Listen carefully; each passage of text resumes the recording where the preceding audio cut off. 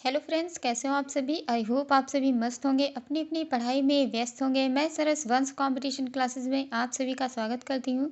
Friends, हम लोग TGT art की तैयारी कर रहे हैं। इसमें हम लोग अभी एलोरा गुफा के बारे में पढ़ चुके हैं।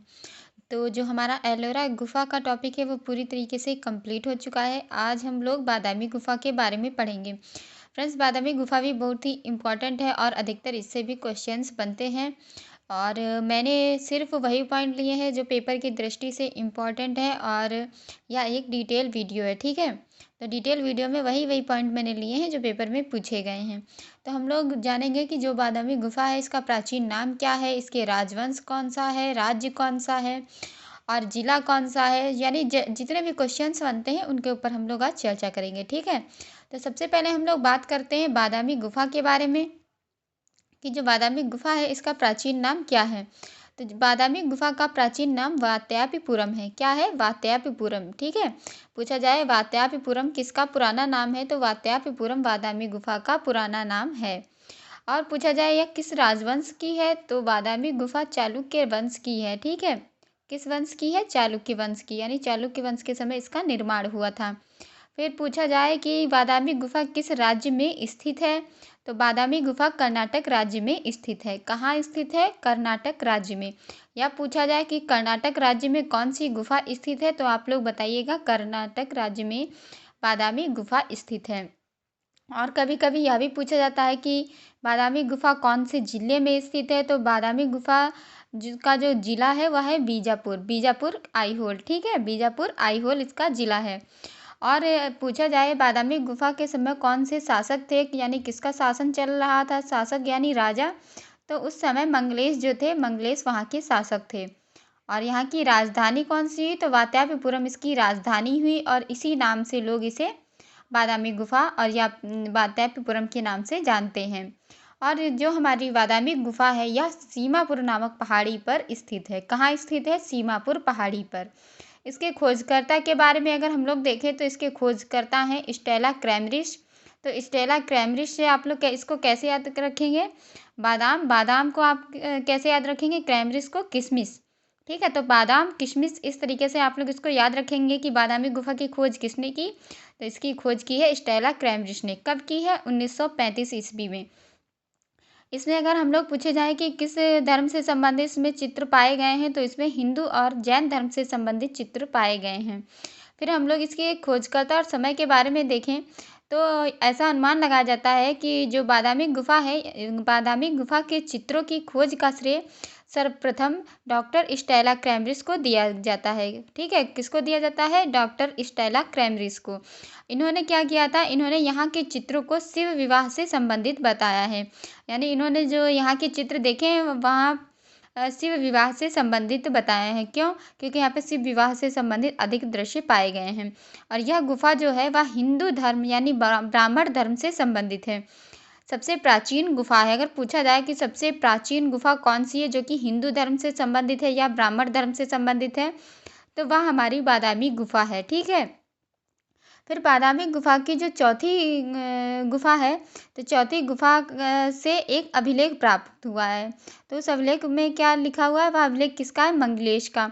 तो उसमें लिखा हुआ, उसमें जो शासन है मंगलेश के शासन के 12वें वर्ष अर्थात 578 से 579 ईस्वी में यह अभिलेख प्राप्त हुआ है। इस हिसाब से क्या बताया गया है कि जो यह गुफा है यह 6ठी शताब्दी की है। किस हिसाब से?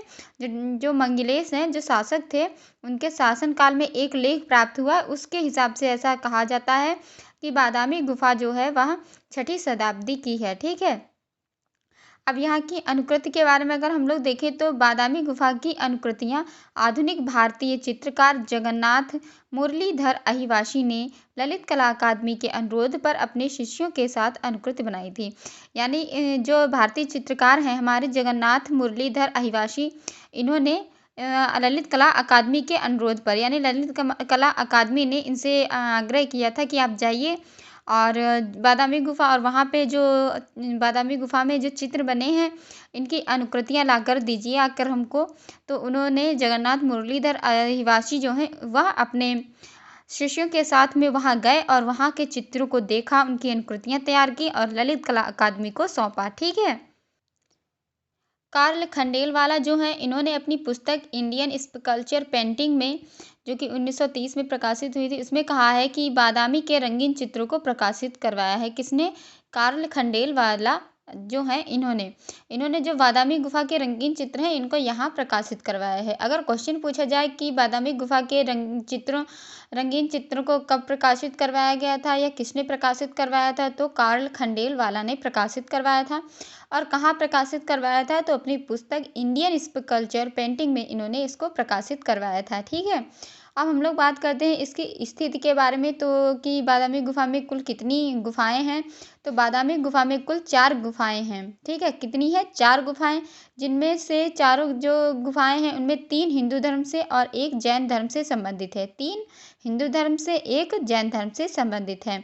चित्र विधान के बारे में अगर हम लोग देखें कि कौन सा जो चित्र है वह श्रेष्ठ है ये, या इसका प्रमुख चित्र कौन सा है, तो जो बादामी गुफा है, बादामी का चित्रण विधान अजंता एवं बाघ गुफाओं के समान है। यानी जिस प्रकार से अजंता और बाघ गुफा में चित्र पाए गए हैं उसी तरीके से बादामी गुफा में चित्र पाए गए हैं। और बादामी गुफा की चौथी गुफा जो है वह शिल्प सज्जा, चित्रकारी एवं वास्तुकला की दृष्टि से सभी गुफाओं में सर्वश्रेष्ठ है। यानी जितनी भी गुफाएं हैं सब में सबसे श्रेष्ठ कौन सी गुफा है? गुफा संख्या चौथी। ठीक है। अब हम लोग बात करते हैं गुफा संख्या चौथी के बारे में। तो चालुक्य वंशीय शासक मंगलेश ने अपने शासन के 12वें वर्ष में यानी 6ठी शताब्दी में इसका निर्माण करवाया था, चौथी गुफा का, जैसा कि अभी हम लोग पहले पढ़ चुके हैं।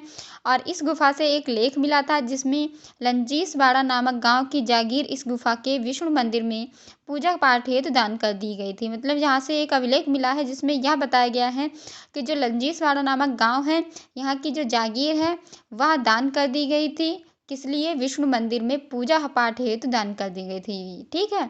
यह गुफा शिल्प सज्जा की दृष्टि से सभी गुफाओं में श्रेष्ठ है और प्रसिद्ध शासक मंगलेश चालुक्य वंशीय शासक पुलकेशिन द्वितीय का चाचा तथा कीर्तिवर्मन का छोटा भाई था। ठीक है। बादामी गुफा जो है इसमें जो चित्रों का दृश्य हुआ है, परंतु अनेक चित्रों का दृश्य हुआ है, परंतु वर्तमान में 4 दृश्य ही सुरक्षित अवस्था में हैं। तो इसमें जो 4 दृश्य सुरक्षित अवस्था में है वह हम लोग अब डिस्कस करते हैं कौन कौन से हैं। तो पहला दृश्य इसमें जो है वह शिव विवाह से संबंधित है, जिसे स्टेला क्राइमरिश ने बताया है। और इसके अलावा इंद्र की सभा तथा सुधर्मा की सभा भी इसी में अंकित है। तो पूछा जाए कि प्रथम दृश्य कौन सा है, तो शिव विवाह से संबंधित है और इंद्र सभा और सुधर्मा की सभा भी प्रथम दृश्य में ही है। इस सभा में नर्तकी और बालिकाओं का भी अंकन किया गया है। यह बालिकाएं विभिन्न वाद्य यंत्र बजा रही हैं तथा कुछ दर्शक झरोकों से इस दृश्य का आनंद ले रहे हैं। ठीक है। दूसरा दृश्य इसमें पाया गया है, इस दृश्य में एक राजमहल का चित्रण हुआ है जिसमें एक राजा अलसाए हुए मुद्रा में बैठे हुए हैं, जिनका एक पैर सिंहासन पर है तथा दूसरा पैर हवा में है। और समीप में थोड़े नीचे एक सिंहासन है जिस पर एक रानी बैठी है जो अपने पैरों से दासी से महावर लगवा रही है, तथा समीप में एक राजकुमार जो है वह बैठे हुए हैं, बाएं खड़े हुए हैं तथा दासियां जो हैं वह दंड लिए हुए हैं। ठीक है।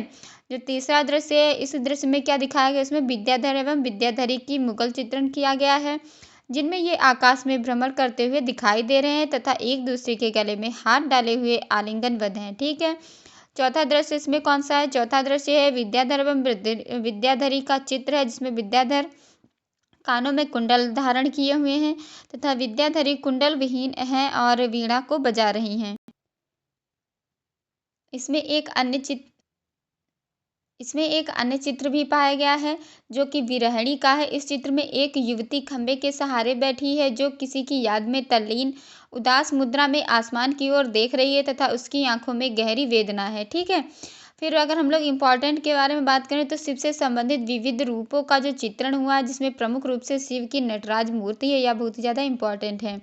और स्मिथ ने क्या बताया? स्मिथ ने बताया है कि बादामी गुफा के भीतर उसके वैभव को देखकर मनुष्य सचमुच चकित हुए बिना नहीं रह सकता है। यानी जो बादामी गुफा है इतनी सुंदर है, इतनी आकर्षक है कि यदि कोई भी मनुष्य उसे देखेगा तो वह देखता ही रह जाएगा। इतना वह अच्छी बनी है, इतनी आकर्षक बनी है कि वह उसे देखकर चकित हो जाएगा, इतनी सुंदर बनी है। तो जो इसमें बादामी गुफा की गुफा संख्या 4 में जो चित्र पाए गए हैं वह सभी मैंने आप लोगों को बता दिए हैं। आप लोग अच्छे से नोट कर लीजिएगा। और अगर आप लोगों को यह चैनल अच्छा लगे तो लाइक शेयर और सब्सक्राइब कीजिएगा। चैनल को नए हैं तो सब्सक्राइब कीजिएगा, कमेंट कीजिएगा। Thank you friends.